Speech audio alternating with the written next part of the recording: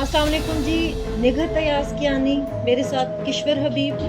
आज हम आए हैं एक ऐसे शख्स से मिलने जिनका नाम इश्तियाक अहमद है। सिटी के नायब नाज़िम रहे हैं वो, और एक तहरीक जो कि बहुत चल रही है, जिसका बहुत शोर है, रेफर टू एबटाबाद, ये उसके बानी हैं। अस्सलाम वालेकुम। वालेकुम अस्सलाम व रहमतुल्लाहि व बरकातुहू। शुक्रिया किश्वर हबीब, निगहत याज़कियानी साहब, ANKN की पूरी टीम का मैं बहुत मशकूर हूँ कि आपने मेरे साथ इस हवाले से गुफ्तगू की, रेफर टू एबटाबाद तहरीक के हवाले से। आपका बहुत बहुत शुक्रिया जी। आप हमारे देखने वालों को अपना तारुफ भी करवाएं और ये भी बताएं कि आपने ये तहरीक क्यों शुरू की है। मेरा नाम इश्तियाक अहमद है, मैं हरीपुर से बिलोंग करता हूँ, हरीपुर शहर से। और अल्हम्दुलिल्लाह हरीपुर के लोगों का मैं 2 मरतबा 2 टर्नओवर में हरीपुर का सिटी नायब नाज़िम नार्थ कर रहा हूँ। तो जहाँ तक तल्लक रेफर टू एबटाबाद का है, मैंने नहीं शुरू की, ये आज हरीपुर के हर बच्चे की, हर माँ की, हर बहन की, हर बुज़ुर्ग की, और हर बूढ़े नौजवान की, और हर मसलक के आदमी की, हर कौम के आदमी की, हर पार्टी सियासी के आदमी की ये तहरीक है कि यहाँ पे जो सेहत की सहूलत की अदम फरामी है मेरे हरीपुर शहर में, और वो आप लोग ख़ुद जाके विज़िट करें हरीपुर की DHQ हॉस्पिटल का, यहाँ नज़दीक है ट्रॉमा सेंटर, वहाँ विज़िट करें कि जहाँ पे कोई भी एक इमरजेंसी होती है। ट्रॉमा का मफ़हूम जो है वो आप अच्छे तरीके से जानती हैं, पढ़े लिखे हैं हरीपुर शहर के लोग। ट्रॉमा में जाएं जहाँ पे सेहत की सहूलत का इतना फुकदान है कि विद इन 5 मिनट वहाँ पे किसी मरीज़ को, किसी बच्चे को, किसी बुज़ुर्ग को, किसी माँ को, किसी बहन को 5 मिनट के अंदर अंदर रेफर टू एबटाबाद कर दिया जाता है। और एबटाबाद में पता नहीं वो कौन से डॉक्टर हैं कि जिन्होंने MBBS की डिग्री की है, जो हरीपुर वाले हमारे मरीज़ों को नहीं बचा सकते, और वो उनकी तरफ भेज देते हैं कि उनको बचाया जाए। आपने ये तरीका अकेले शुरू की है कि आपके साथ और भी कोई लोग हैं? अल्हम्दुलिल्लाह ये मेरे माइंड पे उस वक्त आया कि जब हरीपुर में इस नज़दीक आबादी का एक बच्चा जिसको सांप ने काटा था, और उसकी यहाँ पे वैक्सीन ना होने की वजह से उस बच्चे का जो है वो घर उजड़ गया, वो बच्चा इस दुनिया से चला गया। हम खुद बच्चों वाले हैं, मेरा दिल जो है वो यही कहता है कि सेहत की सहूलत जो है सियासी वाबस्तगियों से बालातर हो के इस तहरीक को हमने शुरू किया। माशाल्लाह ये मेरे साथ आपने क्वेश्चन किया, बहुत अच्छा क्वेश्चन किया कि आपके साथ है। मेरे साथ तमाम हरीपुर की माएँ भी हैं, बहनें भी हैं, बुज़ुर्ग भी हैं, नौजवान भी हैं, और हर पार्टी के लोग इस तहरीक को समझते हैं कि ये तहरीक जेन्युइन है, और आवाम को सेहत का सहूलत जो हक़ है उसमें इश्तियाक अहमद की जो तहरीक है और उनके साथियों की तहरीक है, इसको ज़रूर कामयाब होना चाहिए, और हरीपुर के लोगों को सेहत की सहूलत मुयस्सर होनी चाहिए।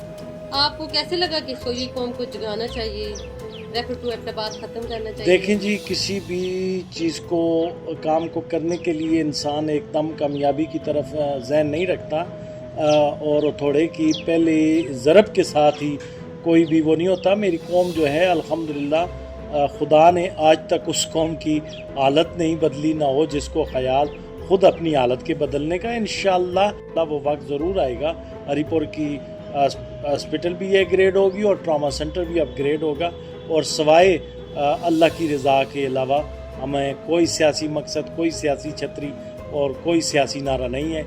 ये आवाम के हकूक़ की बात है। अभी तक आपको लगता है कि हरीपुर की आवाम जागेगी, कुछ ऐसा हुआ? माशाल्लाह जी, हमारी अल्हम्दुलिल्लाह जिससे तहरीक ये शुरू हुई है, सोशल मीडिया पे आप जानते हैं कि जैसे आप तक ये बात पहुंची, और उस वक्त तक तो जिस वक्त ये पहले एक एहतजाजी तहरीक का हमने अनाउंस किया था, बड़े बड़े लोगों ने इसको रुकावट डालने की कोशिश की, लेकिन लोग निकले, अपने हक़ के लिए निकले, और इंशाअल्लाह निकलेंगे, अपने हकूक़ के लिए निकलेंगे। और मेरा तो ये नज़रिया है, मेरा ये ईमान है कि जब तक आप अपने हकूक़ के लिए आवाज़ नहीं उठाएंगे, आपका शोर ज़माना नहीं सुनेगा, आपको कभी हक़ नहीं मिलता, और इस हक़ के लिए हम इंशाअल्लाह आखिरी हद तक जदोजहद जारी रखेंगे। आपको कैसे पता चला कि इधर हरीपुर में वो सहूलियात नहीं है जिसकी खातिर ये लोग रेफर टू एबटाबाद करते हैं?